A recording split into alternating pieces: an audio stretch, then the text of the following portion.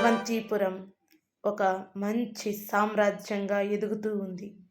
రాజుగారికి దినదినము నూతన ఆలోచనలు వస్తూ ఉన్నాయి.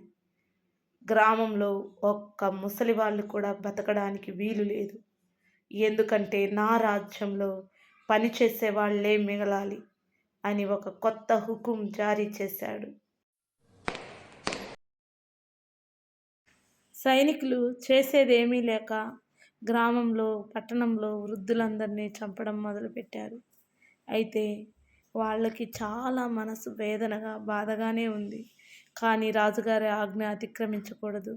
వారిలో ఒక సైనికుడు తెలివిగా ఆలోచించి ఇంటి అడుగు భాగంలో ఒక బావి లాంటి సొరంగాన్ని తవ్వాడు. బయటికి చూడడానికి అది ఇల్లులాగే ఉంది కానీ లోపలికి వెళ్తే అది ఒక పెద్ద గుహ. ఆ గుహ, బావి రెండింటి మధ్యలో ఒక చిన్న గది నిర్మించబడి ఉంది.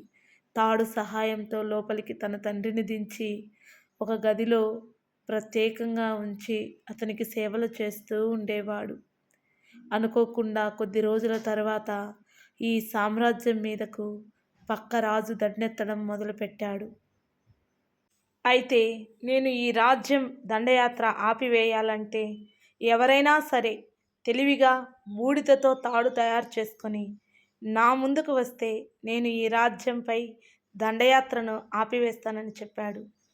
ఈ సిపాయి తన తండ్రి దగ్గరికి వెళ్ళి, నానా, మాకు ఒక పెద్ద అపాయం వచ్చింది, నువ్వు తాడుతో బూడిద లాంటి తాడు తయారు చేయాలని చెప్పగా తండ్రి తన తెలివితేటలు ఉపయోగించి తాడును తయారు చేసి దానికి అగ్గిపుల్లతో మంటబెట్టి కాలిన ఆ బూడిద ఆకారాన్ని అలాగే ఒక గాజు సీసాలో పెట్టి రాజుగారి సమక్షానికి తీసుకెళ్ళగా రాజుగారు, తెలివిగల మీ సామ్రాజ్యానికి నా శతకోటి వందనములు అని చెప్పి అక్కడి నుండి తను ఊహించిన విధంగా చేయాలనుకున్న యుద్ధాన్ని విరమించుకొని తన సైనికులందరికీ నచ్చచెప్పుకొని ఆ ప్రాంతం నుంచి వెనుదిరిగి వెళ్ళిపోయాడు.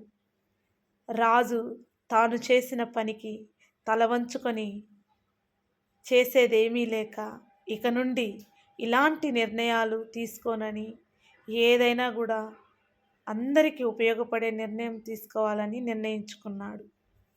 నీతి: ముసలివాళ్ళు శారీరకంగా పనిచేయలేకపోయినప్పటికీ వారి యొక్క తెలివైన ఆలోచన, ఉపాయం మనకెంతగానో ఉపయోగపడతాయి.